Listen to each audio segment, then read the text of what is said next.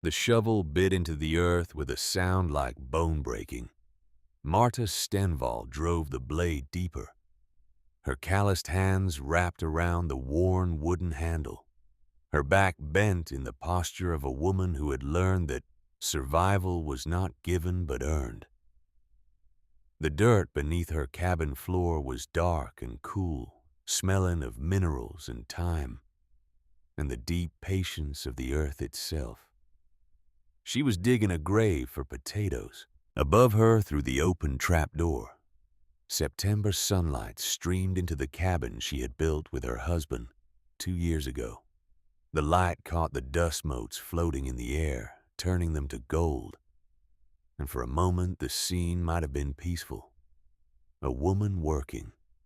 A cabin in the Montana wilderness. The endless blue sky of a territory that promised everything and guaranteed nothing. But Marta Stenval was not at peace. She had not been at peace since February, when she had found her husband frozen in the snow 2 miles from home, his body curled around his rifle, as if he had been trying to protect it from the cold that had killed him. She had not been at peace since March, when she had lost the baby she had been carrying, her body finally surrendering to the grief and the hunger and the terrible weight of surviving alone. Now it was September, and she was digging. The pit was already 8 feet deep. She had been working on it for 3 weeks, hauling bucket after bucket of Montana clay up through the trapdoor and dumping it in a pile behind the cabin. Her neighbors thought she had lost her mind.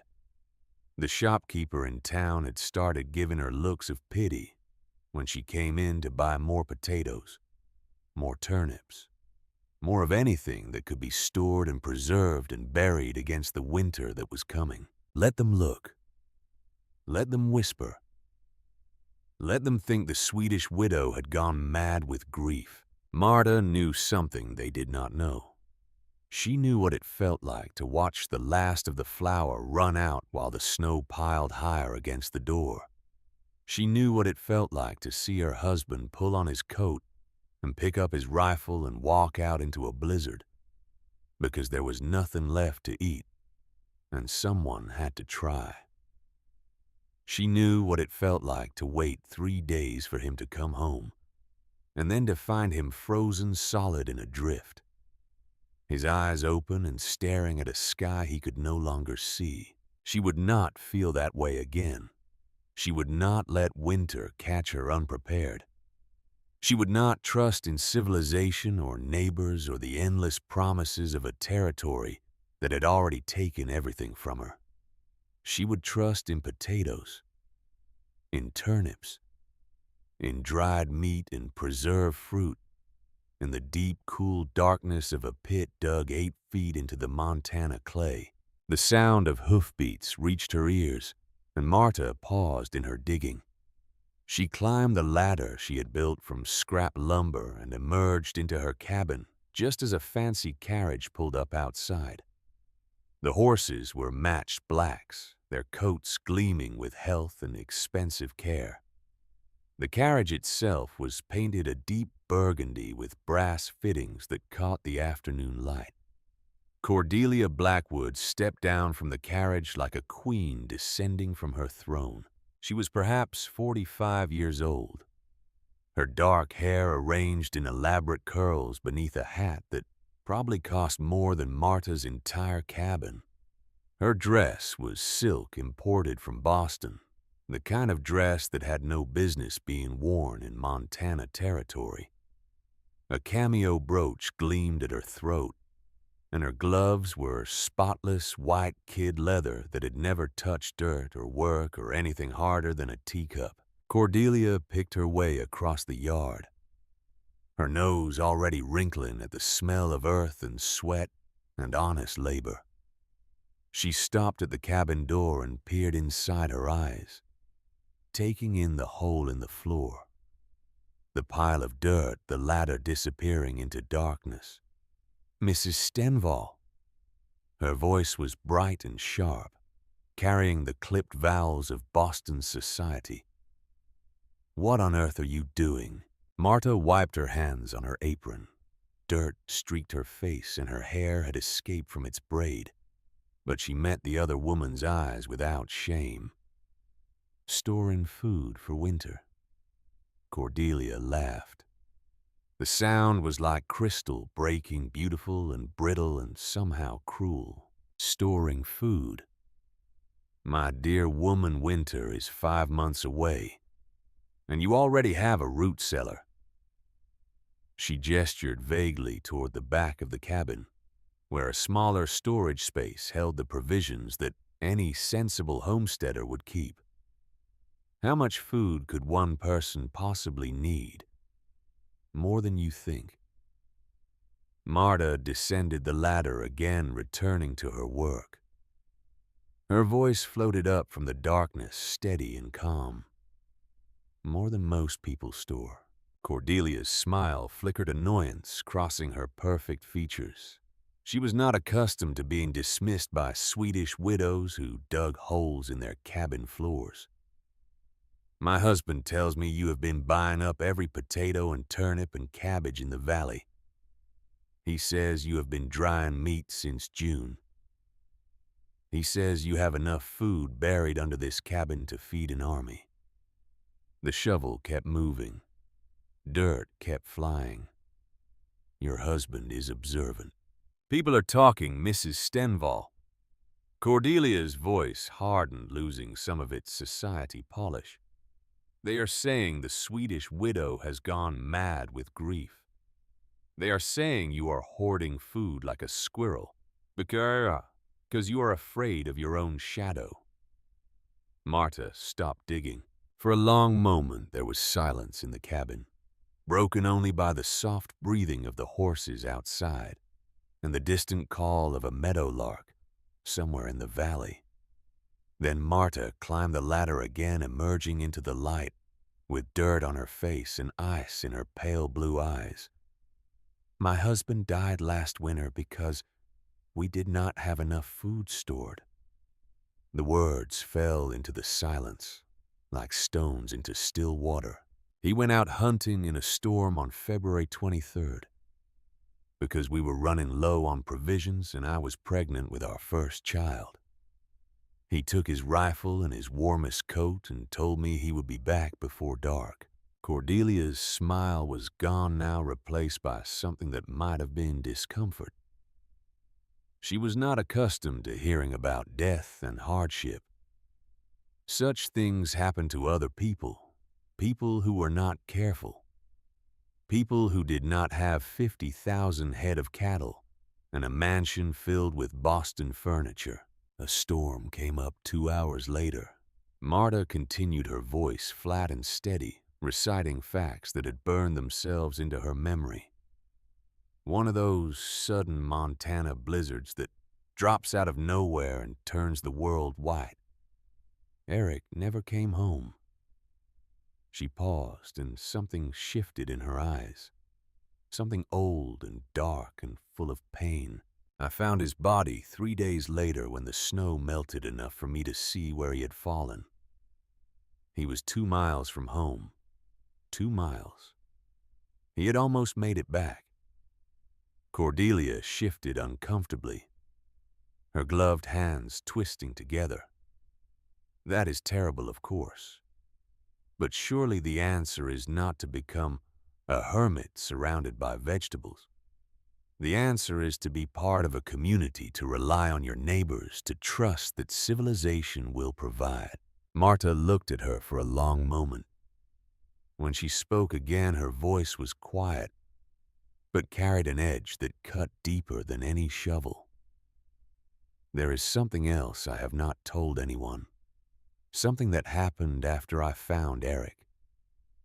She moved to the small window of the cabin and looked out at the valley spread below the golden grass of late summer, waving in the breeze the distant mountains already wearing caps of early snow. When Eric left that morning, I was 4 months pregnant. Our first child. We had talked about names. We had planned where the cradle would go. We had dreamed about teaching our son to ride. or our daughter to read. Her hand moved unconsciously to her stomach, touching the emptiness there.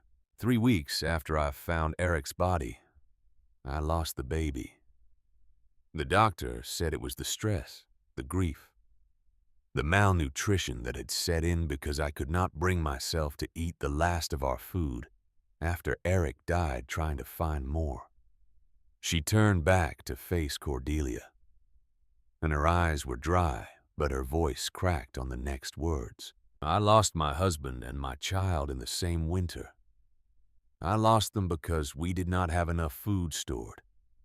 Because Eric believed what you believe, that civilization would provide, that neighbors would help, that winter in Montana was something you could survive with good intentions and a positive attitude. Cordelia said nothing.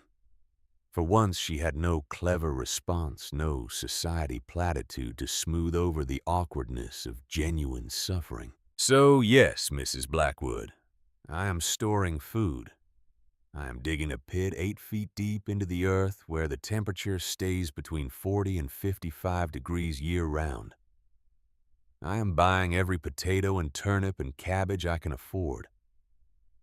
I am drying meat and preserving fruit and preparing for a winter that might last longer than anyone expects. Marta walked back to the trap door and looked down into the darkness she had created. I am storing 600 pounds of food under this floor.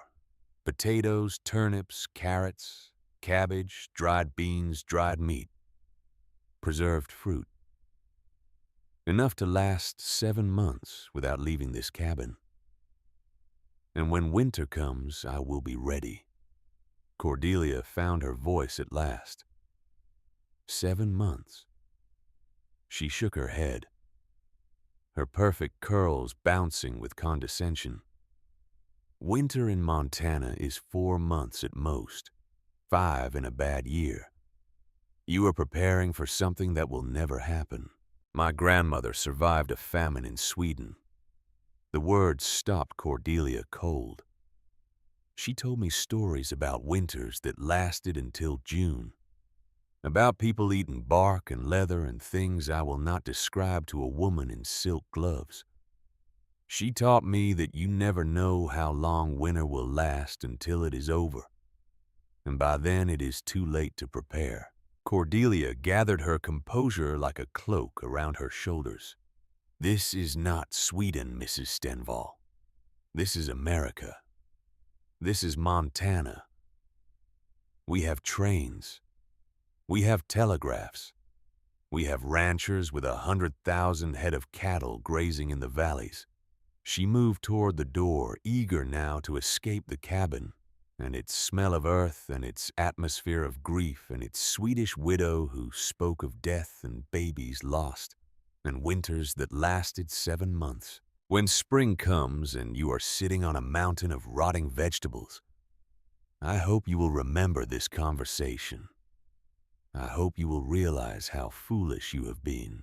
She climbed into her carriage without looking back, and the driver snapped the reins and the matched black horses carried her away in a cloud of dust and superiority. Marta watched her go. Then she descended the ladder and returned to her digging, and the sound of the shovel biting into earth was the only answer she gave to a world that thought she had gone mad. The summer of 1886 had been the hardest work of Marta Stenval's life. She had started in April as soon as the ground thawed enough to turn with a plow. Her husband's plow, the one he had bought on credit the year they arrived in Montana. The one he had used to break the first furrows in soil that had never known cultivation. She hitched it to their remaining horse, the one the winter had not killed, and she drove it across her claim until her shoulders screamed and her hands bled, and the earth lay open before her in long, dark rows. She planted a garden 3 times the size of what she needed. The neighbors noticed. They talked among themselves, watching the Swedish widow work from dawn to dark, breaking ground that had not been broken before planting potatoes and turnips and carrots and cabbages in rows that stretched across her entire claim. They shook their heads and clicked their tongues and said it was a shame what grief could do to a person. Marta did not care what they said. She had stopped caring about the opinions of people who had never known real hunger, who had never watched someone they loved walk into a blizzard and never come back, who had never buried a baby that would never take its first breath. She worked. The dried meat took the longest. She shot a deer in June, her husband's rifle steady in hands that had learned to shoot in Sweden, where women worked alongside men, and weakness was a luxury no one could afford. She spent 3 days cutting the meat into strips, rubbing each piece with salt and pepper, hanging them in the smokehouse she had built from scrap lumber and determination. She shot another deer in July, then a third in August, then an elk in September that gave her more meat than the 3 deer combined. Every piece was cut thin, rubbed with seasoning, smoked until it was hard as leather and would last until spring. She worked through the heat of summer, standing over the smokehouse while sweat ran down her face and her clothes stuck to her body, and the smoke stung her eyes until tears streamed down her cheeks. The tears were not all from the smoke. The preserving was endless. She picked wild berries from the hillsides above her cabin. Her fingers stained purple and red from service berries and chokecherries, and the wild strawberries that grew in hidden meadows where the deer liked to graze. She cooked them down with sugar into jams and preserves, sealing them in glass jars with wax that she melted over her stove. She pickled cucumbers from her garden, filling crocks with brine that would keep them crisp through the winter. She pickled cabbage, learning the old Swedish way of making surkål that her grandmother had taught her when she was a girl. She pickled anything that would take to salt and vinegar and thyme. She dried apples and pears from a neighbor's orchard, paying for them with labor and the few coins she had saved. She sliced them thin and laid them in the sun on wooden racks, turning them every few hours until they were crisp enough to store. And through it all she dug. The pit beneath her cabin floor grew deeper and wider, a cavern carved from Montana clay, by a woman who refused to be caught unprepared again. She lined it with straw for insulation. She added a layer of sawdust that she begged from the lumber mill in town. She built wooden shelves along the walls, creating storage space for the jars and crocks and barrels that would hold her provisions. By September, she had created a root cellar. Within a root cellar, a fortress of food buried 8 feet beneath her cabin, where the temperature would never drop below 40 degrees and never rise above 55. A place where potatoes would not freeze and vegetables would not spoil, and a woman alone could survive whatever winter chose to send. 600 pounds of provisions filled the shelves. It was not enough. Marta knew it was not enough. But it was more than Eric had stored, more than most of her neighbors had stored, more than anyone in the valley, except perhaps the Blackwoods with their mansion and their servants and their 50,000 head of cattle. It would have to be enough. The visitor arrived in the 3rd week of September, when the aspen trees on the mountainsides had begun to turn gold, and the first frost had silvered the grass outside Marta's cabin. She heard the wagon before she saw it, the creak of wheels and the slow clop of horses making their way up the rough track that led to her homestead. She set down the jar of preserved pears she had been labeling and wiped her hands on her apron, wondering who would make the journey to visit a woman that most of the valley considered mad. The wagon that emerged from the trees was old and weathered, pulled by a single horse that was more bone than flesh. But the woman who sat on the driver's seat held the reins with hands that had known a lifetime of work, and her eyes, though clouded with age, still held a sharpness that cut through pretense and politeness alike. Grandmother Astrid had come to visit. She was 83 years old. Marta's mother's mother, a woman who had survived things that most Americans could not imagine. She had made the journey from her son's farm near Helena 3 days of travel. For a woman who had seen nearly a century of life, because she had heard what her granddaughter was doing, and she needed to see it for herself. Marta helped her down from the wagon, feeling how light she had become, how the years had worn away at her, until she seemed made of nothing but will and memory and bone. Astrid's hands were twisted into claws from decades of work, her back bent from carrying burdens that would have broken younger women. But her grip on Marta's arm was surprisingly strong. "Show me," she said without greeting or pleasantry. "Show me what you have done." Marta led her into the cabin, supporting her across the rough floor to the trapdoor that covered the pit. She helped her grandmother sit on a chair beside the opening where the cool air rose from the darkness below, carrying the smell of earth and vegetables and survival. For a long time, Astrid said nothing. She sat with her clouded eyes closed, breathing in the scent of the root cellar, feeling the temperature of the air that rose from 8 feet below. Her twisted hands rested on her knees and her face was unreadable. "How much?" she finally asked. 600 pounds.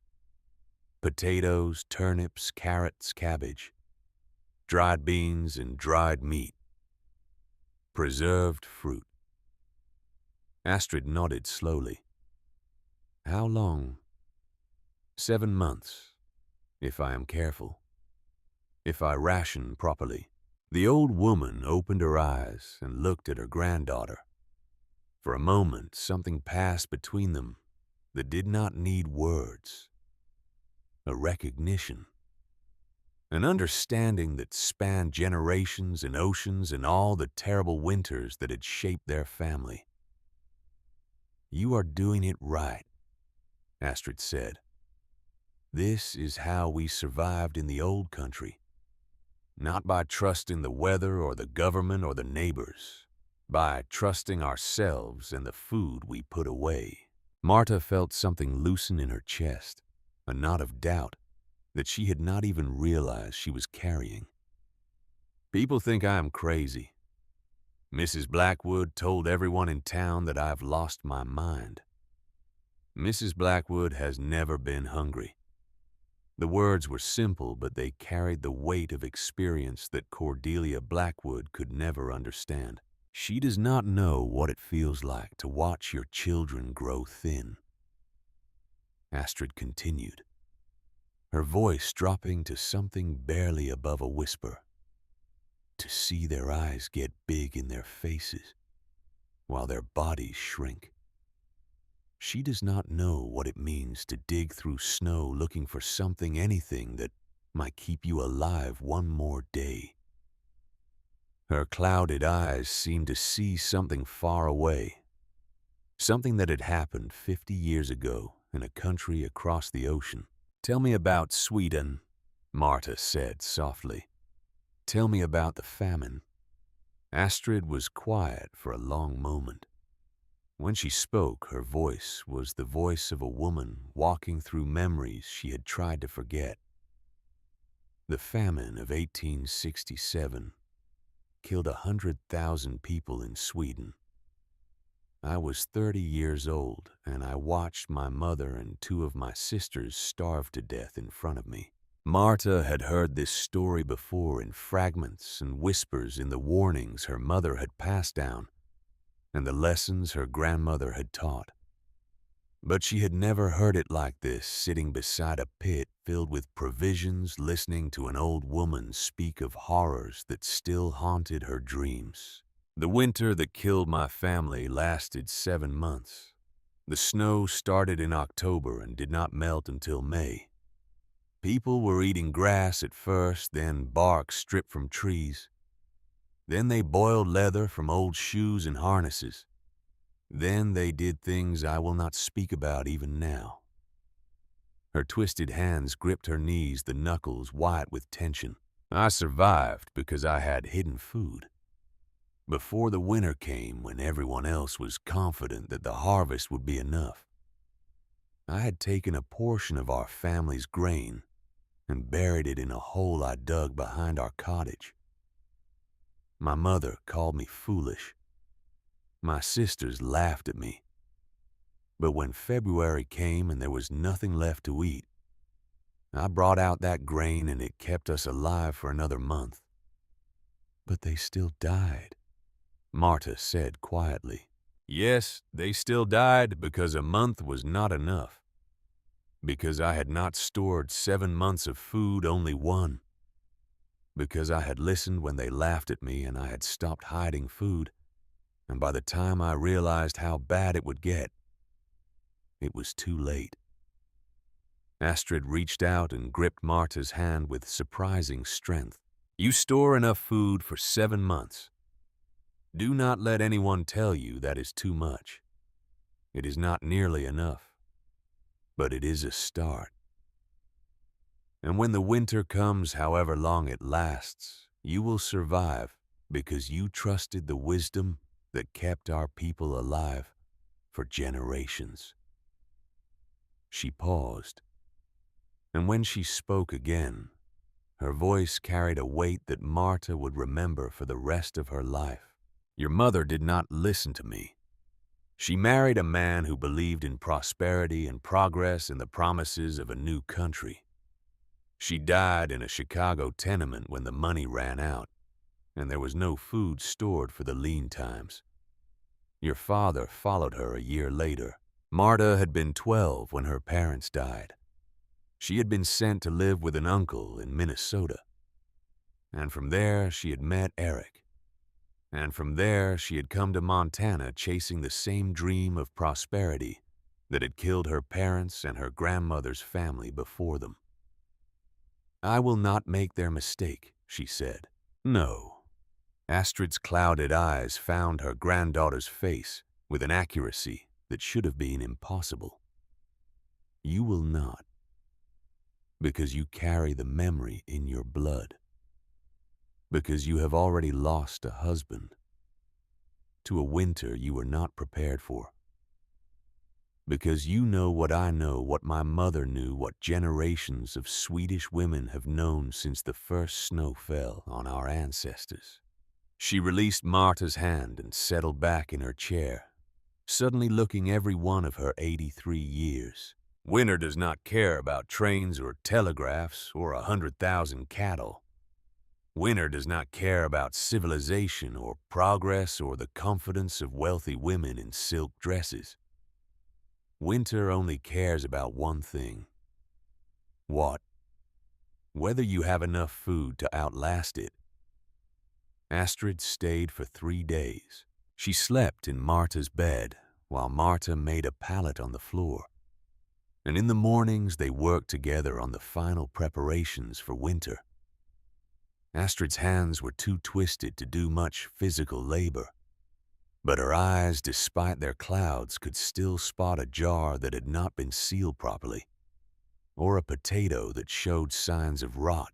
She taught Marta things that had not been passed down through the generations, knowledge that had been lost when Marta's mother chose prosperity over preparation, how to tell when meat was dried enough to store safely, how to arrange vegetables in a root cellar so that the ones most likely to spoil were used first, how to ration food so that 600 pounds could stretch to 7 months or even 8. You will be hungry, Astrid warned. Even with all this food, there will be days when your stomach cramps and your head aches and you think about eating more than your ration.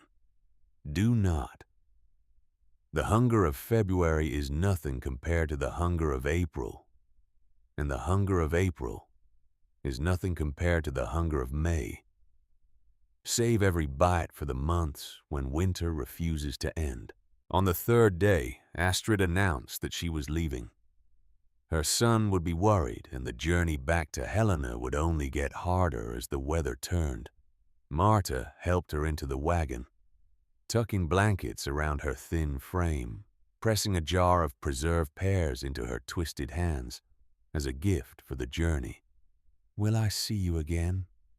she asked, knowing the answer, but needing to ask anyway. Astrid looked at her granddaughter with eyes that had seen too much death to fear it. "Perhaps, perhaps not. I am 83 years old, and every winter might be my last. But I have seen what you have built here. I have seen the pit beneath your floor and the food on your shelves and the determination in your eyes. I can die knowing that the knowledge I carry will not die with me." She gathered the reins in her twisted hands. 7 months, she said. "Remember, however long winter lasts, you must be ready for 7 months." Marta watched the wagon until it disappeared into the trees, carrying her grandmother back toward Helena and whatever time she had left. Then she returned to her cabin, descended the ladder into the darkness of her root cellar, and began counting her provisions for the 100th time. 600 pounds.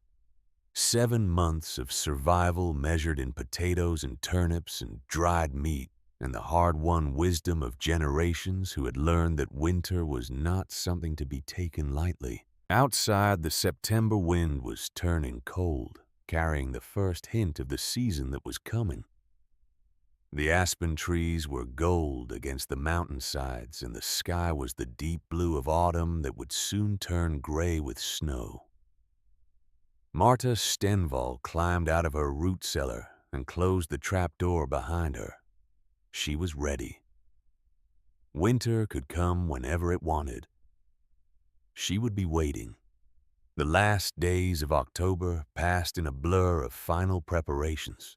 Marta split wood until her shoulders ached, and her hands blistered, and the pile beside her cabin grew higher than her head. She checked the chinking between the logs of her walls, filling any gaps with mud and straw and moss that would keep the cold from creeping through. She oiled her husband's rifle and counted her ammunition, and hung the weapon above her fireplace where it would be ready if she needed it. She did not expect to need it. She did not expect to leave her cabin at all. Once winter set in, not until the snow melted and the world turned green again. She had everything she needed buried beneath her floor, and she had learned from Eric's death that venturing out into a Montana winter was a gamble that could cost you everything. The neighbors came less frequently now. The women who had visited in summer with casseroles and sympathy had found other things to occupy their time, other widows to pity, other gossip to spread. The shopkeeper in town no longer gave her looks of concern when she came in to buy supplies. He simply took her money and watched her load her wagon and shook his head as she drove away. Only the Blackwoods seemed determined to remind her of her folly. Cordelia came by twice more in October each time, with a new piece of advice or a new warning about the dangers of isolation. She spoke of parties at the Blackwood mansion that Marta would be welcome to attend. She spoke of church socials where Marta might meet a new husband, a man who could take care of her so she would not have to dig holes in her floor like a common animal. Marta listened politely and said nothing and returned to her work as soon as Cordelia's carriage disappeared down the track. On the last day of October, a rider came up the mountain. Not Cordelia this time, but a man Marta had seen only from a distance.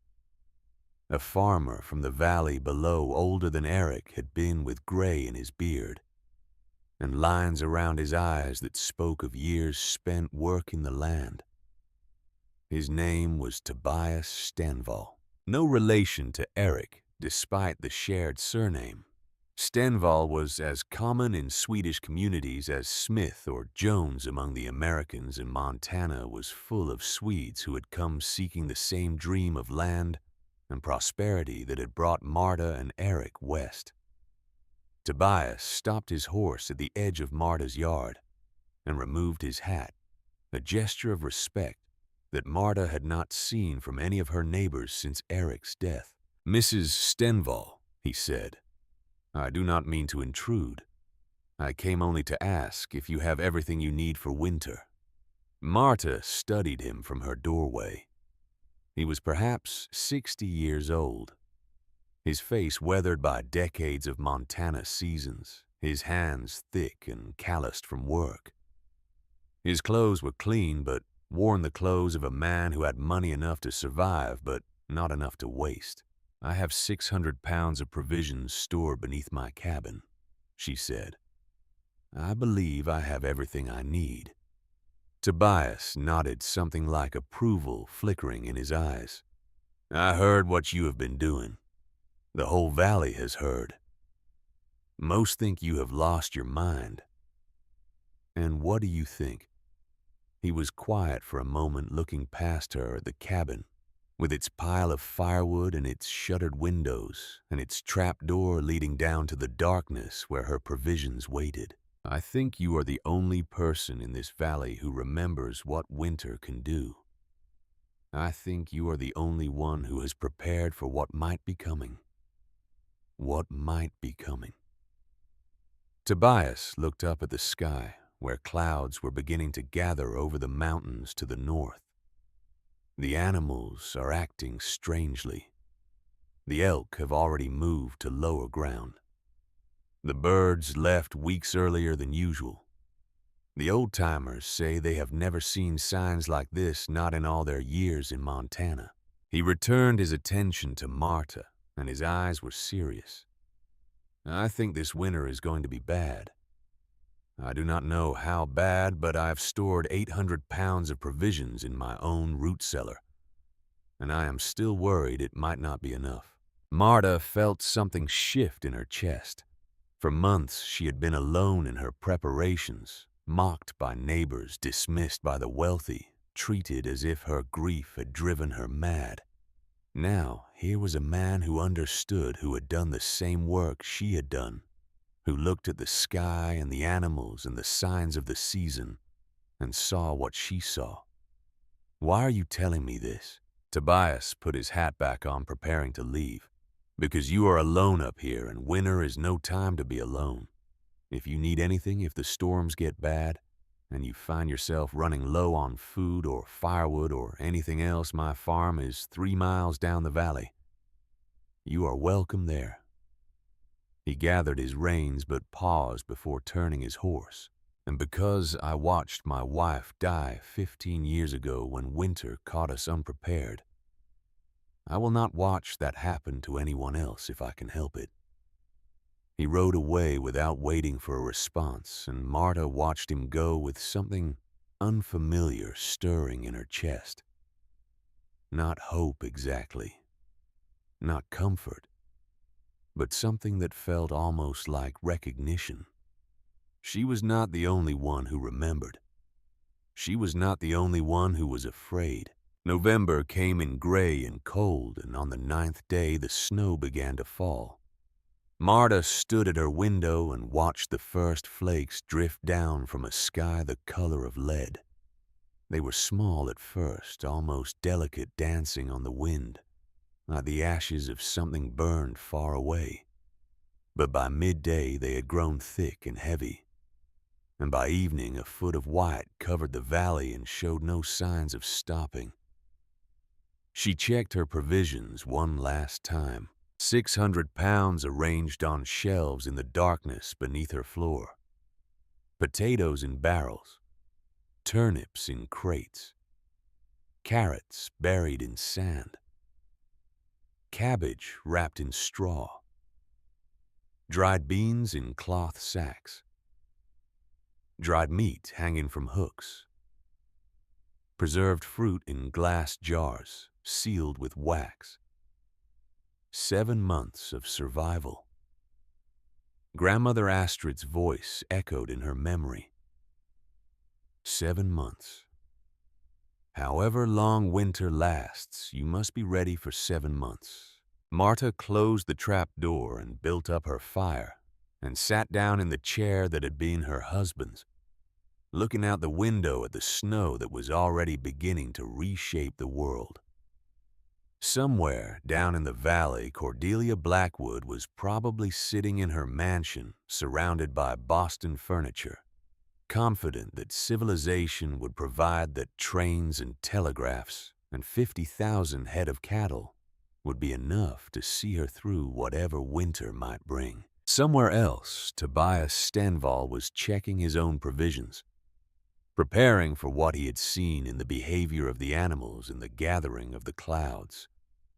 And 3 days away by wagon, if the roads were even passable anymore, Grandmother Astrid was watching the same snow fall outside her son's farmhouse near Helena, remembering winters that had lasted 7 months and killed everyone she loved. The snow kept falling. Marta Stenval sat alone in her cabin, surrounded by the preparations she had made and the memory she carried, and the hard-won wisdom of generations who had learned that survival was not given, but earned. She was ready. She had to be. Because outside her window, winter had arrived, and it would not be leaving for a very long time. The snow did not stop. November passed in a blur of white each day, bringing more flakes from a sky that seemed to hold an infinite supply. The foot of snow that had fallen on the 9th became 2 feet by the 15th, 3 feet by Thanksgiving, 4 feet by the 1st of December. The drifts against Marta's cabin climbed higher each morning, reaching the bottom of her windows, then the middle, then threatening to block out the gray light entirely. She shoveled every day, carving paths to her woodpile and her outhouse and the small shelter where she kept her remaining horse. The work was exhausting her muscles, screaming against the weight of snow that seemed to grow heavier with each passing week. But she did not stop. She could not stop. A blocked door meant death. A buried woodpile meant freezing. A neglected horse meant losing her last connection to the world beyond her cabin walls. The temperature dropped with the snow, 20 below zero in the first week of December. The cold was a living thing pressing against the walls of her cabin, seeking any crack or gap where it might slip inside. Marta stuffed rags into the spaces around her windows and door, checking every morning for frost that would tell her where the insulation had failed. 25 below by the middle of the month. Her breath froze in the air the moment it left her lips, hanging in clouds that sparkled with ice crystals before slowly dissipating. The water in her wash basin froze solid overnight, despite being only 3 feet from the stove. She learned to sleep with it under her blankets, using her body heat to keep it liquid. 30 below by Christmas. Marta spent Christmas Day alone, eating a small portion of dried venison and preserved pears rationing, even on a day that should have been a celebration. She thought about Eric and the Christmas they had spent together 2 years ago, when they had been new to Montana and full of hope and confident that prosperity was just around the corner. She thought about the baby she had lost, who would have been 6 months old by now, who would have been celebrating a first Christmas with parents who loved it. She did not cry. She had no tears left for memories. She had only the work of survival. The daily routine of checking provisions and tending fire and shoveling snow and waiting for a winter that showed no signs of ending. The new year came without celebration. January arrived on the calendar, but outside Marta's cabin, the world looked exactly the same as it had in December. White sky, white ground. white drifts climbing higher against her walls. The only change was the cold which continued to deepen until her thermometer stopped being useful because the mercury had retreated into the bulb and refused to rise. 40 below zero, the old-timers would later say. Maybe colder. Cold enough that spit would freeze before it hit the ground. Cold enough that exposed skin would turn white with frostbite in minutes. Cold enough that survival became a matter of inches and seconds of doors closed quickly and fires never allowed to die. And then came the night of the explosions. Marta was asleep when the first one came, a sound like a rifle shot that jolted her upright in bed, with her heart pounding against her ribs. She grabbed Eric's rifle from above the fireplace and crouched beside the window, peering out into the darkness for whatever threat had found her. Another shot, then another, then a volley of them coming from every direction, at once echoing across the valley like a battle being fought in the frozen darkness. It took her a long moment to understand. The trees were exploding. The cold had grown so intense that the sap inside the pines and aspens had frozen solid, expanding as it turned to ice, building pressure inside the trunks until they could no longer contain it. The trees were splitting apart from the inside their trunks, cracking open with sounds like gunshots, spilling their frozen hearts into the snow. Marta stood at her window for an hour, listening to the forest tear itself apart. She had heard stories of cold like this. Her grandmother had told her about winters in Sweden when the same thing had happened, when the woods had filled with the sound of trees dying, and people had huddled in their homes and prayed for the sun to return. But she had never experienced it herself, never stood in the darkness listening to nature destroy itself, because the cold was simply too much to bear. The explosions continued through the night. By morning, the forest on the hillside above her cabin was scarred with broken trees, their pale wood exposed where the bark had blown away, their limbs scattered across the snow like the aftermath of a storm. The silence that followed was almost worse than the noise had been. A profound emptiness that pressed against her ears and made her realize how alone she truly was. She went back to bed as the gray light of dawn crept across the valley. She did not sleep. The news came in fragments, carried by the rare traveler brave or foolish enough to venture out into the frozen world. A man on snowshoes passed Marta's cabin in the third week of January, heading for the town that lay 10 miles to the south. He stopped long enough to warm himself by her fire and share what he had seen. The cattle were dying, not just a few, not just the weak ones or the old ones or the calves born too late in the season. All of them. Across Montana, across Wyoming, across the entire northern range, the great herds that had made millionaires of men like Cornelius Blackwood were freezing where they stood. I saw 100 of them in a gulch near my place, the man said, his voice hollow with shock. Standing in a row like they were waiting for something. All dead. All frozen solid. Some of them still had their eyes open. He took another sip of the coffee Marta had made him, his hands trembling around the cup. The ranchers are calling it the Great Die-Up. They say some parts of the territory have lost 90% of their herds. 90%. Do you understand what that means? Marta understood. It meant that the wealth of Montana was dying in the snow. It meant that the men who had boasted about their 100,000 head of cattle were watching their fortunes disappear into drifts that reached the rooflines of their barns. It meant that the civilization Cordelia Blackwood had placed so much faith in was proving itself powerless against a winter that simply refused to end. "What about the Blackwood Ranch?" she asked. The man shook his head. 50,000 head in October, they say. Maybe 5,000 left now, and those are dying every day. Cornelius Blackwood has been riding out every morning to count the bodies and coming back looking like a ghost. He finished his coffee and stood pulling his coat tighter around his shoulders. "I have to keep moving. My wife is in town with her sister, and I need to know she is safe."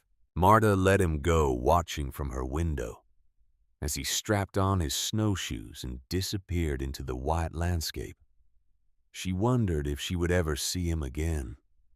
She wondered if anyone would see anyone again once this winter finally finished what it had started. February came and the snow kept falling. Marta had stopped counting the depth. It no longer mattered whether there were 6 feet or 7 feet or 8 feet of snow on the ground. What mattered was that her provisions were holding, that her fire was burning, that she woke each morning still alive and still warm and still able to face another day of waiting. She had established a routine that kept her sane. Wake before dawn, build up the fire, eat a small breakfast of dried meat and preserved vegetables, never more than she had calculated for her daily ration. Check the cabin for any new gaps where cold might be seeping in. Shovel the paths that kept her connected to wood and water, and the horse that was somehow still alive in its small shelter. Afternoon was for mending and maintenance. She repaired her clothes, patching holes and reinforcing seams that the constant cold was wearing thin. She oiled her husband's rifle, keeping it clean and ready, even though she had no intention of using it. She read the small Bible that had belonged to Eric's mother, not because she found comfort in the words, but because the act of reading kept her mind from dwelling on the silence. Evening was the hardest. The darkness came early in February, the sun dropping behind the mountains by 4 in the afternoon and not returning until 8 the next morning. 16 hours of night. 16 hours of darkness pressing against her windows. 16 hours of solitude that stretched and lengthened until she sometimes forgot what other human voices sounded like. She talked to herself to fill the silence. She talked to Eric, telling him about the provisions she had stored and the wood she had stacked, and the ways she was surviving the winter that had killed him. She talked to the baby she had lost, describing the snow that fell and the trees that exploded, and the strange beauty of a world turned entirely white. She talked to her grandmother, asking questions that Astrid could not answer, wondering if the old woman was still alive in Helena or if this winter had finally claimed her too. The talking helped. The silence was harder. On the 19th of February, Marta heard something that made her heart stop. Hoofbeats. Not the slow plod of a working horse, but the desperate gallop of an animal being pushed beyond its limits. She went to her window and peered through the frost that had gathered on the glass, trying to see through the gray light of late afternoon. A figure emerged from the trees. Not a carriage this time. Not a fancy wagon with matched black horses and brass fittings that caught the light. Just a single rider on a single horse, both of them struggling through snow that reached the animal's chest. Both of them looking like they had traveled a very long way through a very cold hell. The rider reached Marta's cabin and half fell from the saddle landing in snow that swallowed her to the waist. She struggled toward the door, her movements clumsy and desperate, her breath coming in gasps that clouded the frozen air. Marta opened the door. Cordelia Blackwood stood on her threshold. She was barely recognizable. The elaborate curls were gone, replaced by hair that hung in lank strands beneath a wool scarf. The silk dresses were gone, replaced by layers of practical wool that were still inadequate for a Montana winter. The cameo brooch was nowhere to be seen, and her gloves were not spotless white kid leather, but rough wool mittens that had holes in several fingers. But it was her face that shocked Marta most. The flesh had begun to retreat from Cordelia's bones, pulling tight across her cheekbones, sinking into hollows around her eyes. It was a face Marta had seen before in the mirror, 3 weeks after Eric died, in the faces of people her grandmother had described from the famine in Sweden. It was the face of hunger beginning its slow work of consumption. Mrs. Stenval, Cordelia's voice was hoarse, stripped of its Boston brightness, carrying none of the condescension that had marked their previous conversations. "I have come to ask for your help." The warmth of the cabin hit Cordelia like a physical blow. She swayed in the doorway, her eyes taking in the fire, burning cheerfully in the hearth. The dried meat hanging from the rafters, the jars of preserved fruit lined up on shelves. The evidence everywhere of preparation she had once called foolish and peasant-like. Marta stepped back to let her enter. Cordelia moved like a woman in a dream, her frozen limbs carrying her toward the fire, with a desperation that had no room for pride or pretense. She stood before the flames, her hands extended toward the heat, her body shaking with cold that had penetrated deeper than her clothes could reach. For a long moment, neither woman spoke. The fire crackled. The wind howled outside. The horse Cordelia had ridden stood in the yard, too exhausted to seek shelter, steam rising from its heaving flanks. "We are running out of food." Cordelia's voice was barely a whisper. "The supply wagons cannot get through. The hunting parties cannot find anything. The deer are dead. The elk have moved to lower ground. Everything that could be eaten has already been eaten." She turned from the fire to face Marta, and her eyes held something that had not been there before. Not pride, not condescension, not the certainty of a woman who believed that civilization would always provide. Fear. "I know I said things. I know I laughed at you. I know I told everyone in the valley that you had lost your mind." Her voice cracked and she paused to gather herself. "But my children are hungry, Mrs. Stenval. They are starting to get that look in their eyes, that hollow look, the look that says they are beginning to forget what it feels like to have a full stomach." She took a breath that shuddered through her entire body. "I do not know what to do. I do not know how to feed them. I do not know how to keep them alive until spring. And I have nowhere else to go." Marta looked at the woman who had mocked her. She looked at the fancy Boston lady who had laughed at her preparations, who had told everyone that the Swedish widow had gone mad with grief, who had been so certain that trains and telegraphs and 50,000 head of cattle would be enough to see her through any winter. She looked at a mother who was watching her children starve, and she walked to the center of her cabin and lifted the trap door that covered her storage pit.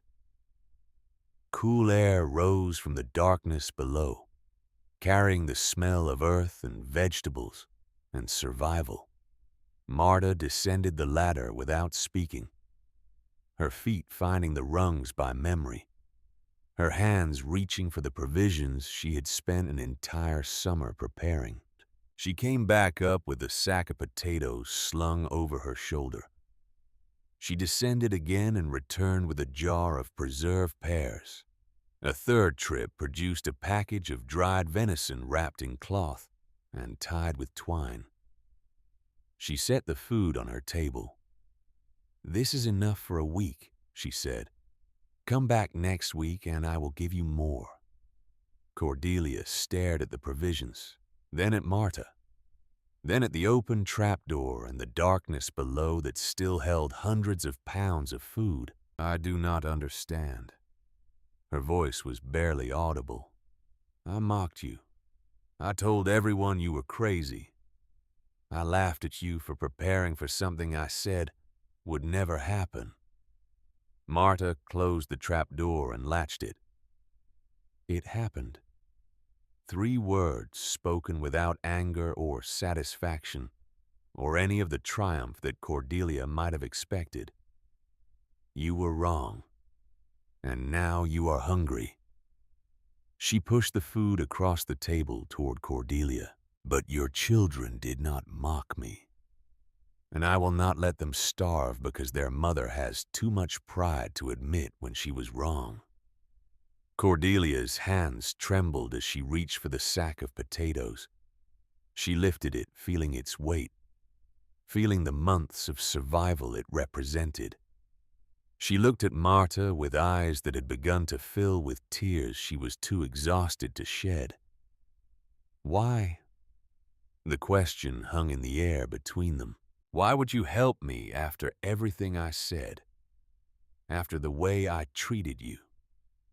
Marta turned away, moving to the window where she could see the gray sky and the falling snow and the horse standing motionless in her yard. "Because I know what it is to be hungry.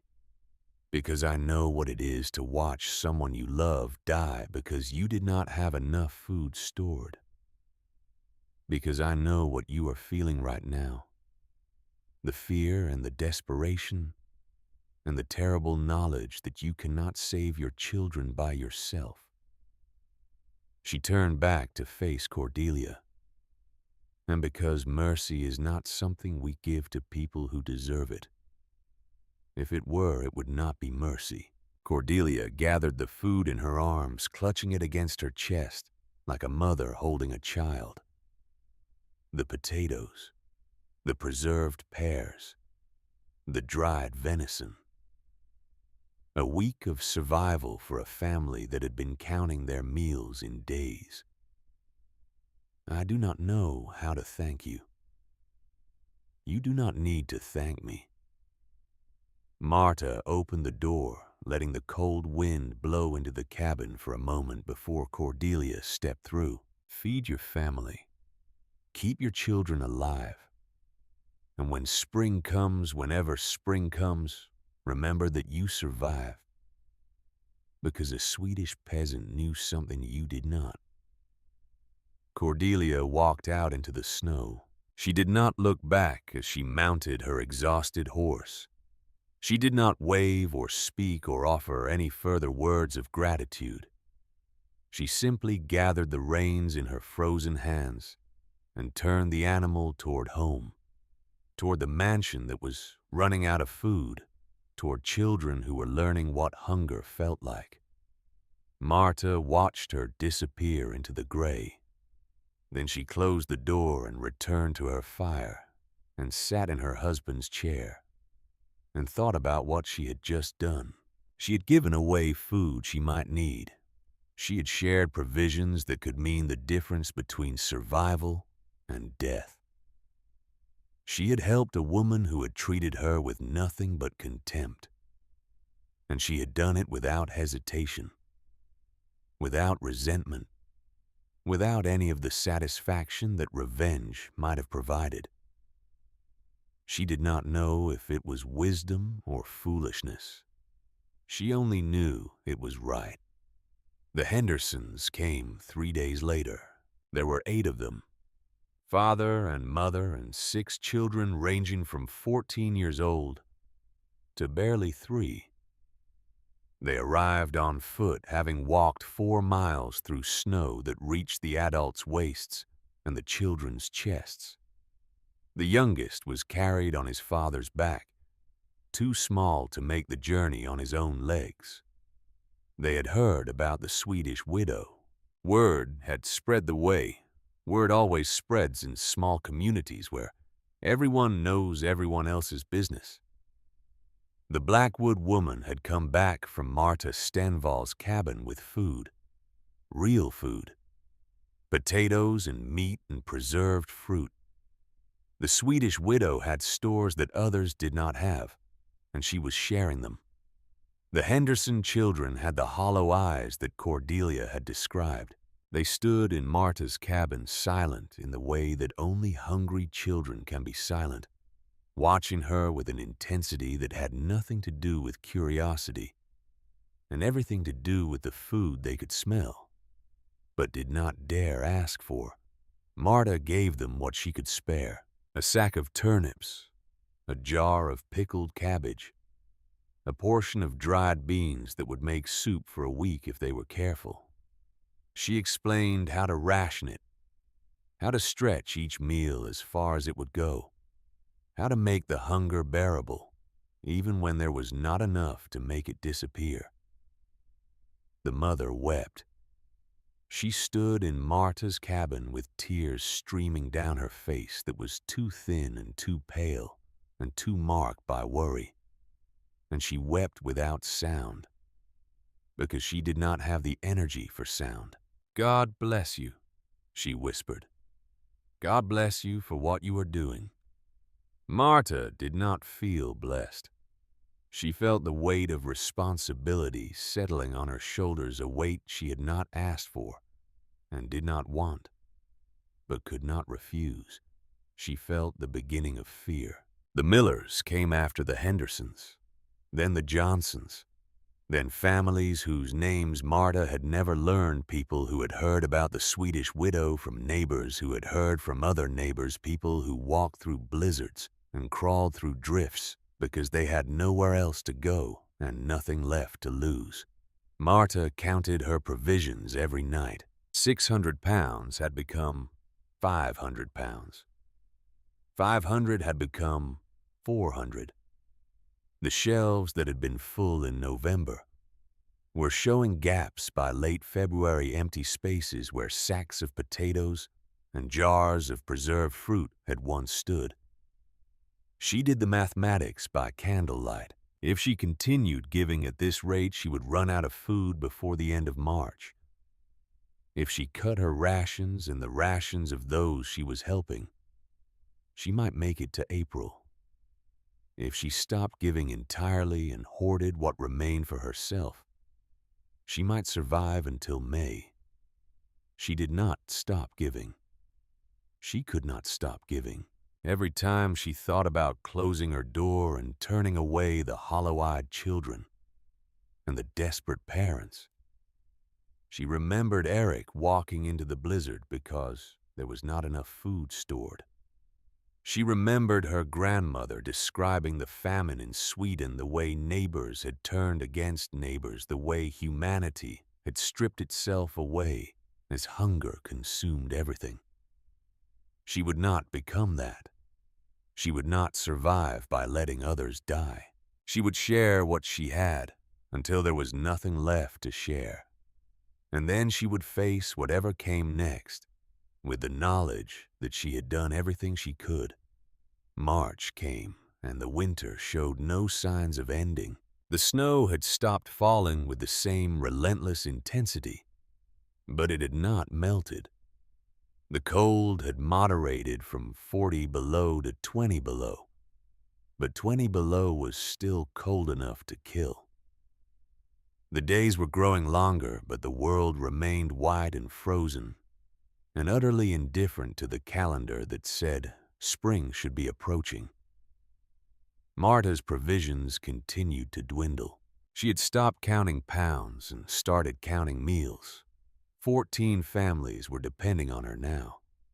14 groups of parents and children who came every week to receive their ration of potatoes and turnips and dried meat, who carried her food back to their cabins and farms and hovels, who ate it in silence and prayed for the snow to melt. Cordelia Blackwood was among them. She came every week without fail, riding through whatever weather the sky threw at her, arriving at Marta's door with the same expression of desperate gratitude that she had worn on that first visit in February. She no longer tried to explain or apologize or offer justifications for the way she had treated Marta before the winter. She simply took the food and said thank you and rode away. The mansion on the Blackwood Ranch was cold now. The servants had left. The firewood was running low. The Boston furniture sat in rooms that no one heated because there was not enough fuel to heat them all. But the children were alive. That was all that mattered. On the 15th of March, a different kind of sound reached Marta's cabin. A gunshot. Not the crack of a tree exploding in the cold. Not the distant pop of someone hunting for game that no longer existed. A single shot, sharp and final, coming from the direction of the Blackwood Ranch. Marta knew what it meant before she heard the news. Cornelius Blackwood had looked at the ruins of his fortune and decided he could not face what came next. 50,000 head of cattle reduced to a few hundred starving animals. 100,000 acres of rangeland buried under snow that would not melt. A fortune built on beef and ambition wiped out by a winter that did not care about trains or telegraphs or the promises of civilization. He had taken his rifle into his study and closed the door and ended the story that he had been so certain would end in triumph. Cordelia came to Marta's cabin 2 days later. She was a widow now, like Marta. She wore black, though the dress was worn and patched, and nothing like the silk mourning clothes she might have worn in Boston. Her face was thin, but no longer desperate, her eyes hollow, but no longer frightened. She had survived the worst thing that could happen to her. Now she was simply trying to survive everything else. He could not bear it, she said, sitting by Marta's fire with a cup of weak tea warming her hands. He could not bear to see everything he had built disappear into the snow. He kept saying that he had failed, that he had let us down, that he should have prepared better. She laughed, a sound without humor. He should have listened to you. That is what he should have done. He should have buried potatoes instead of buying cattle.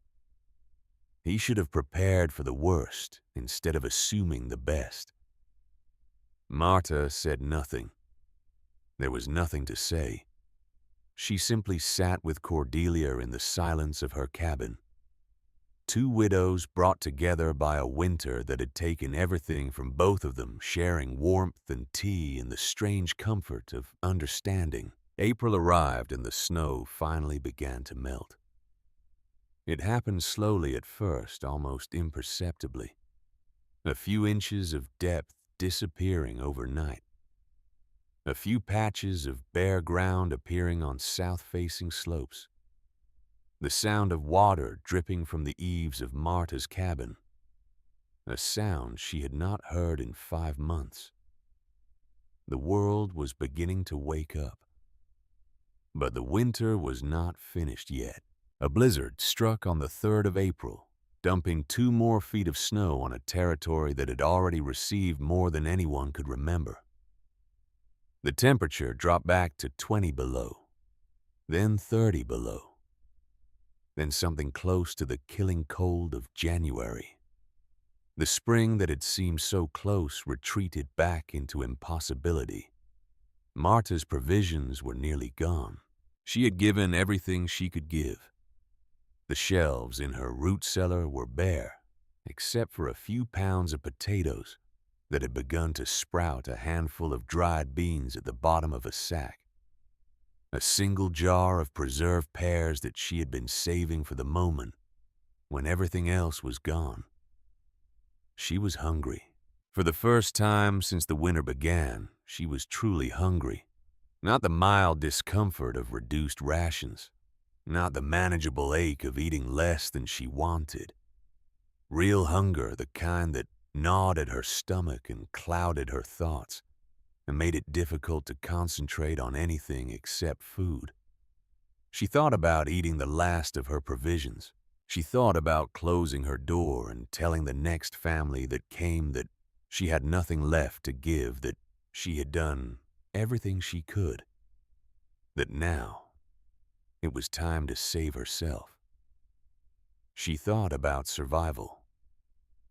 And then she heard the knock at her door. Lily Henderson stood on her threshold. She was 8 years old, the oldest daughter of the Henderson family that had been among the first to come to Marta for help. She had walked 2 miles through the April blizzard alone, her small body wrapped in every piece of clothing her family owned. Her eyes were enormous in her thin face. "Mama sent me," she said. "She said to tell you that we have nothing left. She said to tell you that the little ones have stopped crying because they do not have the strength to cry anymore." Marta looked at the child standing in the snow. She looked at the single jar of preserved pears on her shelf. She looked at her own hunger, her own survival, her own desperate need to live through whatever came next. And she made her choice. She gave Lily the pears. She gave her the last of the potatoes and the final handful of dried beans. She gave her everything that remained in her root cellar, everything she had been saving for herself, everything that stood between Marta Stenval and starvation. "Tell your mother this is the last I have," she said. "Tell her I am sorry I cannot give more." Lily looked at the food in her arms, then at Marta, then at the empty cabin behind her. "What will you eat?" Marta smiled, though the expression felt strange on her face. "I will manage. I always manage." She watched Lily disappear into the blizzard, carrying food that might keep the Henderson children alive for another week. Then she closed her door and sat down in her husband's chair and looked at the empty shelves where 600 pounds of provisions had once stood. She had given everything. She had nothing left, and the winter was still not over. The hunger came for Marta like an old friend she had hoped never to see again. It started in her stomach, a hollow ache that no amount of water or weak tea could fill. Then it spread to her limbs, a weakness that made the simple act of adding wood to the fire feel like climbing a mountain. Then it reached her mind, a fog that settled over her thoughts and made it difficult to remember why she had given everything away. She had 3 days of nothing, 3 days of lying in her husband's chair, conserving energy she no longer had, watching the fire burn lower because she lacked the strength to feed it properly. 3 days of listening to the April blizzard howl outside her windows, wondering if this was how it would end. Not with the dramatic death that Eric had suffered walking into a storm to find food for his family, but with a quiet fading, a slow surrender. A woman who had saved everyone except herself. On the morning of the 4th day, she heard hoofbeats. She did not have the energy to rise from her chair. She simply sat and listened as the horse approached, as the rider dismounted, as footsteps crunched through the snow toward her door. The knock came. She did not answer. The door opened anyway.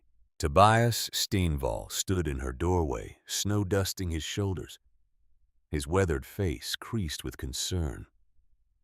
He took in the scene with a single glance: the dying fire, the empty shelves, the woman slumped in her chair, too weak to greet him, too proud to call for help.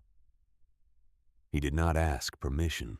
He simply crossed the cabin in 3 long strides, knelt beside the fireplace, and began building up the flames with wood he had brought from his own supply.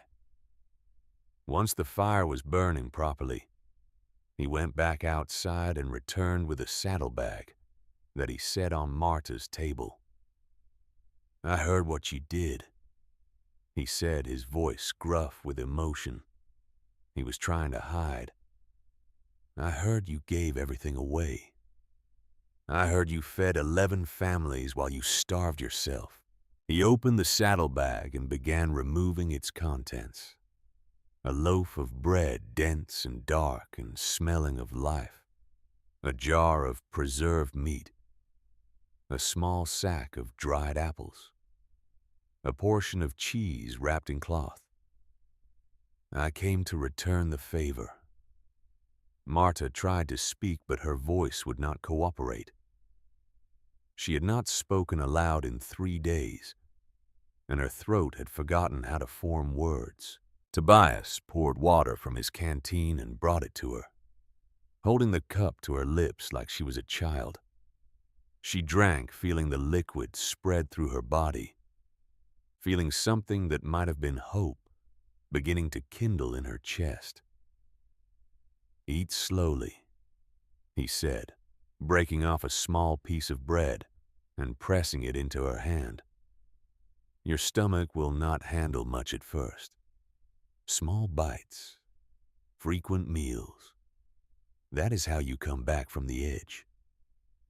Marta ate. The bread tasted like salvation. Tobias stayed. He did not ask permission for that either. He simply made himself useful, tending the fire and melting snow for water, and preparing small meals that he fed to Marta every few hours. He slept on the floor beside the hearth, wrapped in a blanket he had brought from his own cabin, waking several times during the night to check on the woman he had come to save.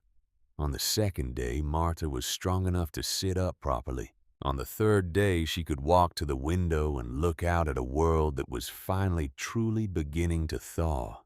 The April blizzard had been winter's last desperate assault. Now the snow was melting in earnest rivers of water running down the hillsides. Bare patches of brown earth appearing like islands in a white sea. The temperature had risen above freezing for the first time in 5 months, and the air smelled of mud and moisture and the promise of spring. "Why did you come?" Marta asked on the 4th day, when she was strong enough to cook her own meals and tend her own fire and feel something other than the hollow ache of starvation. Tobias was sitting at her table mending a harness that had broken during his ride through the blizzard. His hands moved with the easy competence of a man who had spent his life working with leather and rope and all the practical necessities of frontier life. "I told you in October. I watched my wife die 15 years ago because winter caught us unprepared. I swore I would not let that happen to anyone else, if I could help it." He set down the harness and looked at her with eyes that held decades of loss and loneliness and quiet determination. "And because I watched you through my window during the worst of the winter, I saw the families coming to your door. I saw you giving away food that you needed for yourself. I saw you choosing mercy over survival." He paused, and something shifted in his weathered face. "I have never seen anything braver in my life." Marta did not know what to say. She had not felt brave. She had felt desperate and frightened and uncertain whether she was doing the right thing. She had given away her provisions not out of courage, but out of an inability to watch children starve when she had the power to feed them. "You could have died," she said finally, "riding through that blizzard. You could have frozen like Eric did." Yes, one word spoken without drama or self-pity. But some things are worth risking death for. Saving the life of a woman who saved 11 families with nothing but buried potatoes and a generous heart. That seemed like a worthy risk. He picked up the harness again, returning to his mending. Besides, I am 65 years old. I have survived more Montana winters than I can count. If this one was going to kill me, it would have done so months ago. May arrived like a resurrection. The snow that had buried Montana for 7 months finally surrendered to the warmth of spring. Day by day, the drifts shrank and the rivers rose, and the brown earth emerged from beneath its white shroud. The first green shoots appeared on the hillsides, tender and brave, pushing up through soil that had been frozen solid since November. Marta walked outside for the first time in weeks. The world she found was transformed, not just by the absence of snow, but by the evidence of what winter had done to it. The carcasses of cattle littered every visible field and hillside, thousands upon thousands of animals that had frozen where they stood, or starved, because they could not reach the grass beneath the drifts. The smell reached her before the sight did. The bodies were beginning to thaw, beginning to rot, filling the spring air with the sweet, sick stench of death on a scale that defied comprehension. Too many to bury. Too many to burn. Monuments to the hubris of men who had thought they could get rich without preparing for the worst. This was the great die-up. This was what remained of the fortunes that had been built on cattle and ambition and the assumption that Montana would always provide. Marta stood outside her cabin and looked at the valley where she had built her life, and she understood that nothing would ever be the same. The ranchers who had owned those cattle were ruined. The banks that had lent them money were failing.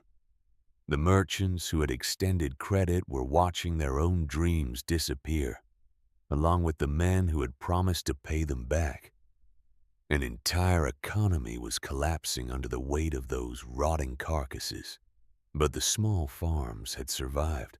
The homesteaders who had stored food, who had prepared for the worst, who had listened to the old wisdom instead of the new prosperity. They emerged from their cabins, thin but alive, blinking in the spring sunlight, looking at each other with the knowledge that they had endured something that would define the rest of their lives. Marta had fed 11 of those families. She had kept them alive through the darkest months, with nothing but her buried provisions and her refusal to turn anyone away. And now, as the snow melted and the world came back to life, they began to come to her. Not to ask for food this time, to say thank you. The Hendersons came first, all 8 of them walking up the muddy track to Marta's cabin on a morning in mid-May. The children had lost the hollow look in their eyes. Their faces were still thin, but they were no longer the faces of hunger. They were the faces of survivors. Lily Henderson carried a small bundle wrapped in cloth. "Mama made this for you," she said, pressing the bundle into Marta's hands. She said it is not enough that nothing could ever be enough, but she wanted you to have it. Marta unwrapped the cloth and found a quilt. It was made from scraps, pieces of old dresses and worn shirts and fabric that had been saved and hoarded against the day when it might be needed. The stitches were small and even the work of hands that had learned their craft through decades of practice. She worked on it every night, Lily said. After we ate the food you gave us after the little ones were asleep, she sat by the fire and sewed. She said it was the only way she could think of to thank you. Mrs. Henderson stepped forward, her eyes bright with tears she was not trying to hide. "You saved my children, Mrs. Stenval. You saved all of us. When everyone else had nothing, you gave us everything you had. I will never forget that. None of us will ever forget that." She embraced Marta with the fierce strength of a mother who had watched her children approach death and pull back from the edge. God bless you. God bless you forever. The others came in the days that followed. The Millers brought eggs from chickens that had somehow survived the winter.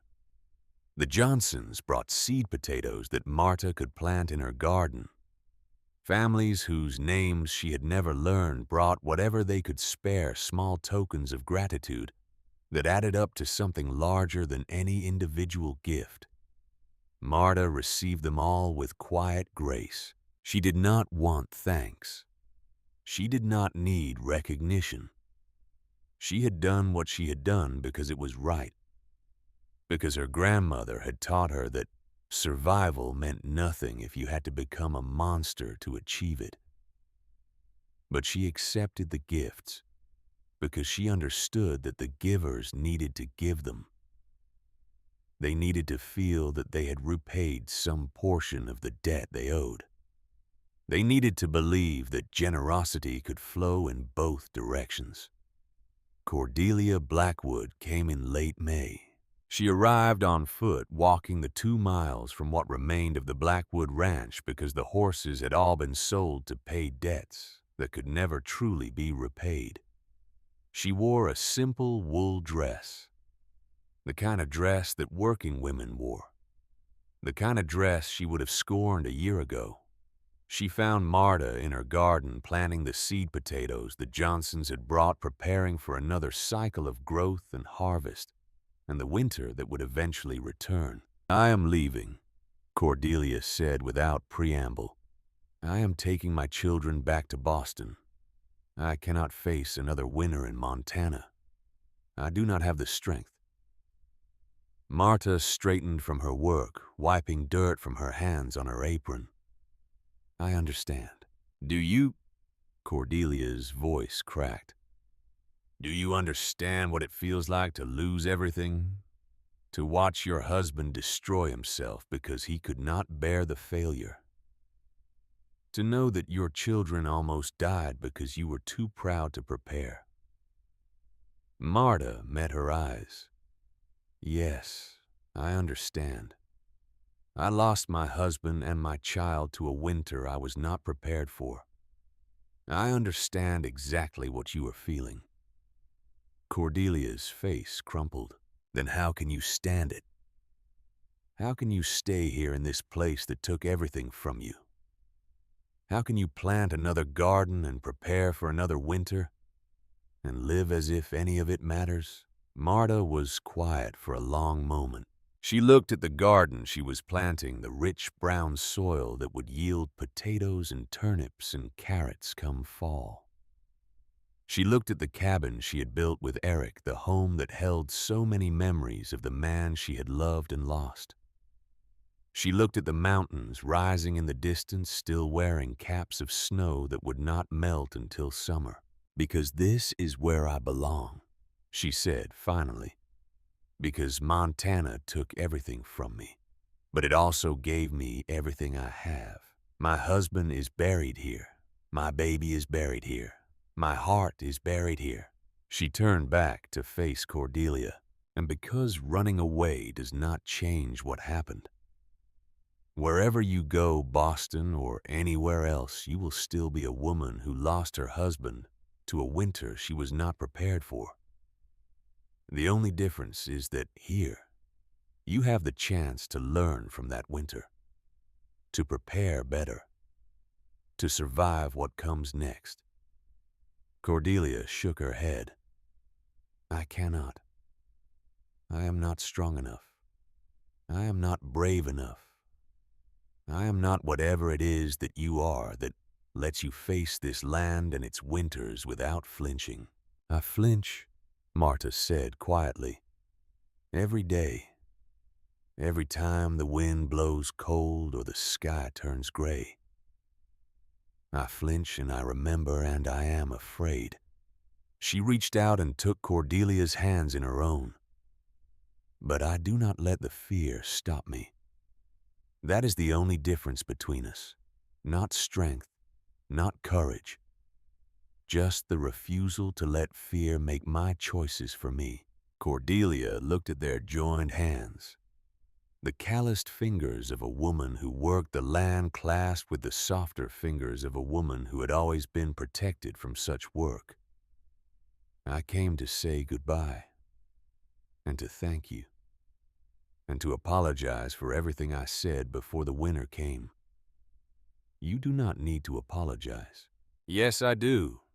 Cordelia's voice was firm now, carrying some of the steel that had once made her a formidable society matron. I was cruel and I was wrong and I was everything my mother taught me not to be. I mocked you for preparing. I laughed at your potatoes and your root cellar and your Swedish peasant wisdom. And then I came crawling to your door begging for the food I had ridiculed. She took a shaky breath. You had every right to turn me away. You had every right to let my children go hungry while you reminded me of every terrible thing I had said. But you did not. You gave me food, and you asked for nothing in return. And you treated me with more grace than I have ever deserved. Tears were streaming down her face now, cutting tracks through the dust that the walk had deposited on her cheeks. I will never forget that. As long as I live wherever I go, I will remember the winter of 1886 and the Swedish widow who saved my family with buried potatoes and a generous heart. She released Marta's hands and stepped back. I thought civilization had come to Montana. I thought trains and telegraphs meant we did not have to be afraid anymore. I thought progress had conquered nature and made the old wisdom obsolete. Her eyes found Marta's and held them. I was wrong about all of it. Civilization is just a word. Winter is real. And the people who understand that are the ones who survive. She turned and began walking back toward the road that would take her to town, to the train that would carry her east, to the Boston she had left years ago, as a young bride full of dreams about the West. Marta watched her go. Mrs. Blackwood. Cordelia stopped but did not turn around. Next year, wherever you are, store food. Prepare for the worst. Teach your children what you learned this winter. Now Cordelia turned and something like a smile crossed her face. I will. I promise I will. She walked away into the spring morning and Marta never saw her again. Summer came to Montana like an apology. The grass grew thick and green in the meadows covering the evidence of the cattle that had died there. The rivers ran full and clear, fed by the melting snow that had buried the territory for 7 months. The air was warm and sweet, carrying the scent of wildflowers and pine, and the rich earth that had finally thawed after its long frozen sleep. Marta worked her garden. She planted twice as many potatoes as she had the year before. She dug a second pit beneath her cabin floor, expanding her storage capacity until she could hold 1,000 pounds of provisions. She dried meat and preserved fruit, and prepared for a winter that was still 6 months away, but was never far from her thoughts. Tobias Stenval came to help. He arrived one morning in June with a wagon load of lumber and a plan to build a larger root cellar, one that could serve both their homesteads. He worked alongside Marta for 3 days, cutting and fitting and constructing a storage space that would hold enough food for 2 families to survive whatever winter might bring. They did not speak much while they worked. They did not need to. There was a language between them that required no words, a communication built on shared labor and shared loss, and the shared understanding of what it meant to survive in a land that did not forgive weakness or unpreparedness. On the evening of the third day, as they sat on Marta's porch, watching the sun set behind the mountains, Tobias finally spoke. "I have been alone for 15 years. His voice was quiet, almost tentative, the voice of a man who had forgotten how to share his heart with another person. "Since my wife died, I have not allowed myself to hope for anything more than survival. I wake each morning and work through the day and sleep each night and start again the next morning. It has been a life. Not a good life, perhaps, but a life." He turned to look at Marta, his weathered face softened by the golden light of evening. "But watching you this winter, seeing what you did for those families, I began to hope for something more. I began to imagine what it might be like to have a partner again. Someone to share the work and the worry and the long winters when the snow piles high and the wind blows cold." He paused, gathering courage for what came next. "I am 65 years old. I am not a young man or a handsome man or a wealthy man. I have nothing to offer but a strong back and a willing heart and enough food stored to survive 7 months of winter." Marta said nothing. She sat in the silence of the evening, listening to the sounds of the valley settling into night, feeling the warmth of the air on her skin and the weight of the question that hung between them. "I know you are still grieving for Eric," Tobias continued. "I know it has not been long enough. I know I have no right to ask for anything from a woman who has already given so much." He stood preparing to leave, preparing to accept the rejection he clearly expected.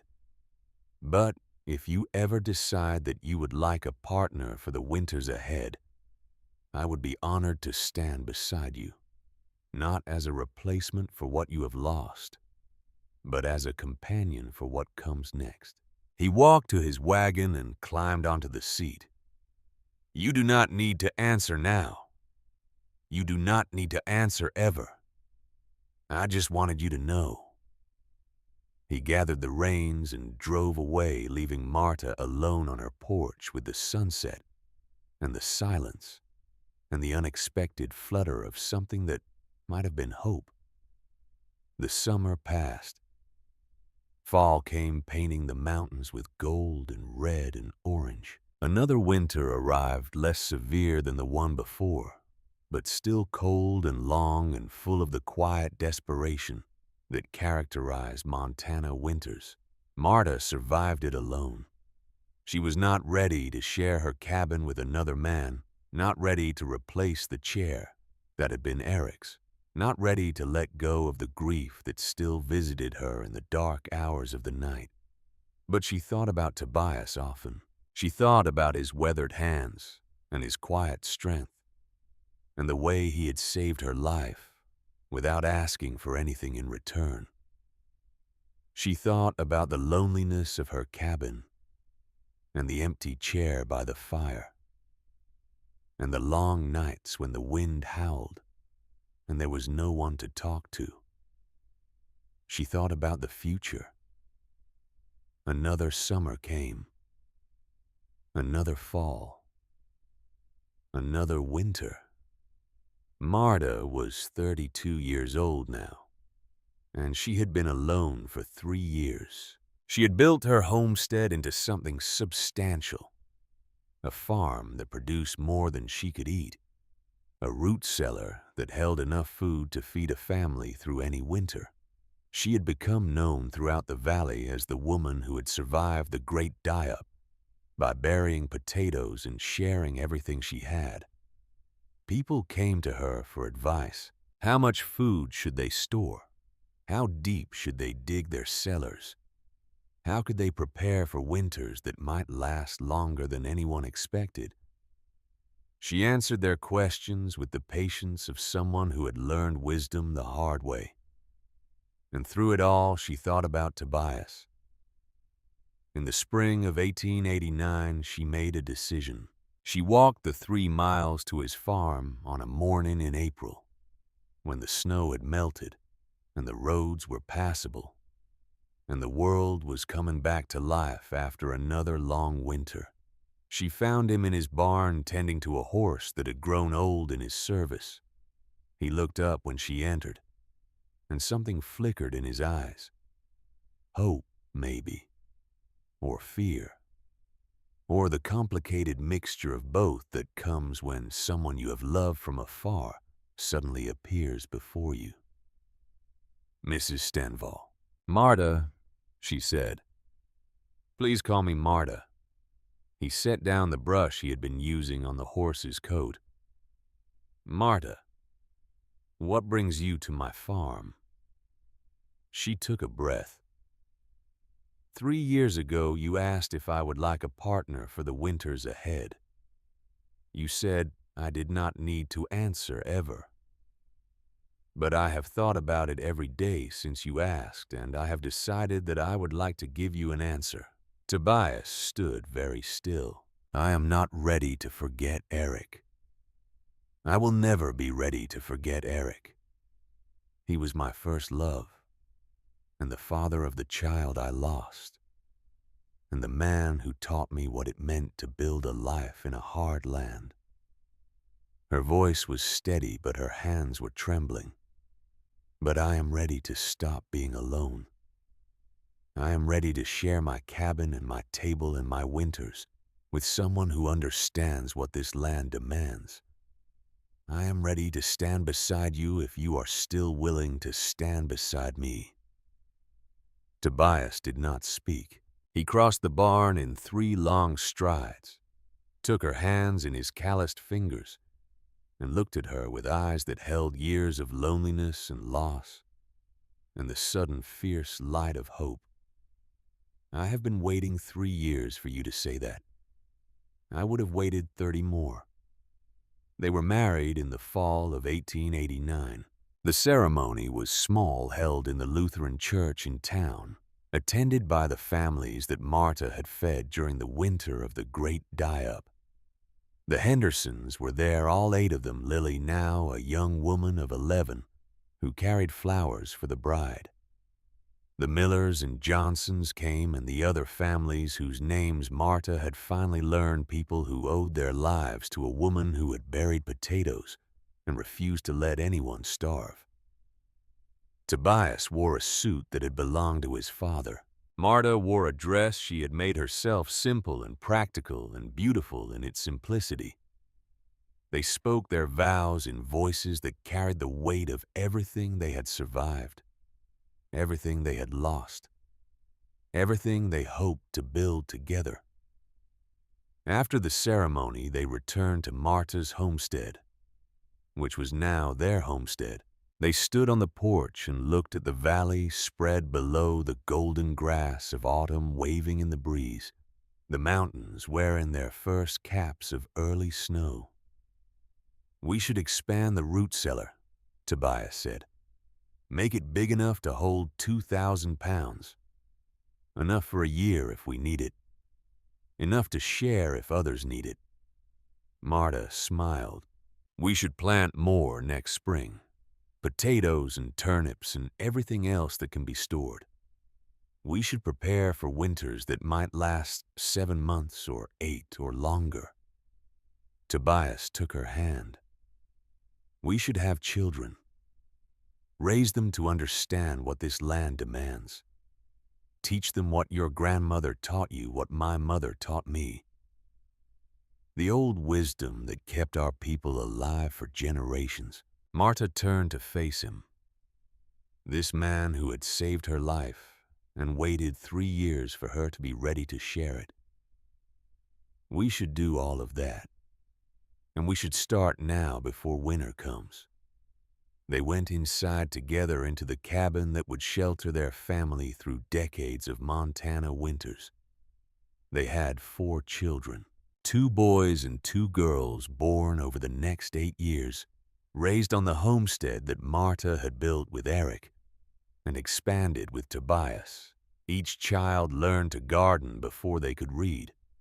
learned to preserve food before they started school, learned that winter was not something to take lightly, and preparation was not something to neglect.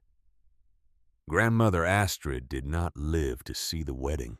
She had died in the summer of 1887, 3 months after the great die-up ended peacefully in the cabin of her son near Helena. She was 84 years old, and she had lived long enough to see another famine, another winter that lasted 7 months, another proof that the lessons she had learned in Sweden were true everywhere and always. Marta traveled to Helena for the funeral. She stood beside the grave of the woman who had taught her that food was survival and preparation was everything. And she made a promise to carry that wisdom forward. She kept the promise.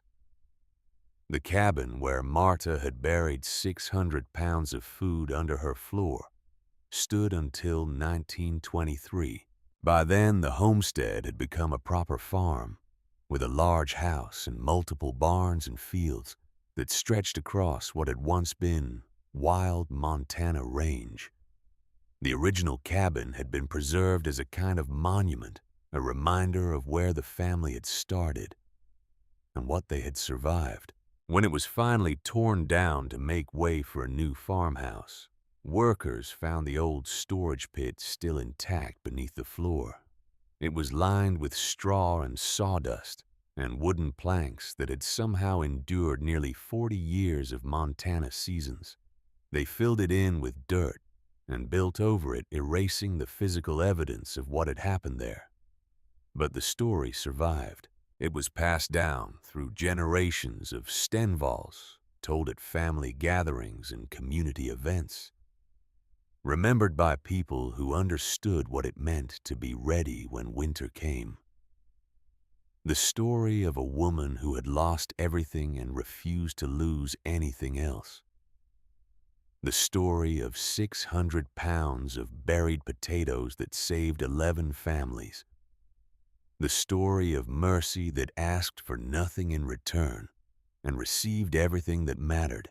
Some stories end with the protagonist proving the mockers wrong. This one ends with something warmer than vindication. A woman who shared what she had stored. A woman who fed the families of people who had laughed at her. A woman who survived not just by preparing, but by giving. Marta Stenvall lived until 1932. She was 76 years old, and she had seen more Montana winters than she could count.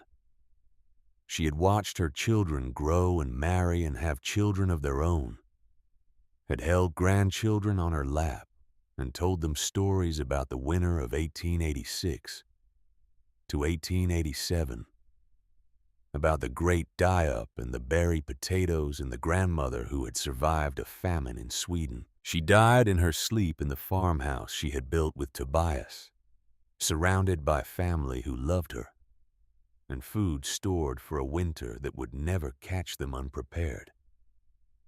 Her last words spoken to her oldest granddaughter on the evening before she passed were the same words her grandmother had spoken to her 50 years before.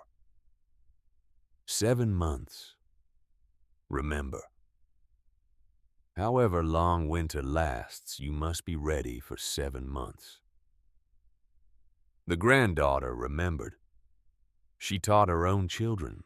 They taught theirs. And somewhere in Montana, in a valley where cattle once died by the thousands, and a Swedish widow once saved 11 families with nothing but buried potatoes and a generous heart, the wisdom still lives. Preparation is worth more than ambition. Mercy is worth more than revenge. And 600 pounds of buried vegetables is worth more than 50,000 head of cattle on the range. Civilization is just a word. Winter is real, and the people who understand that are the ones who survive.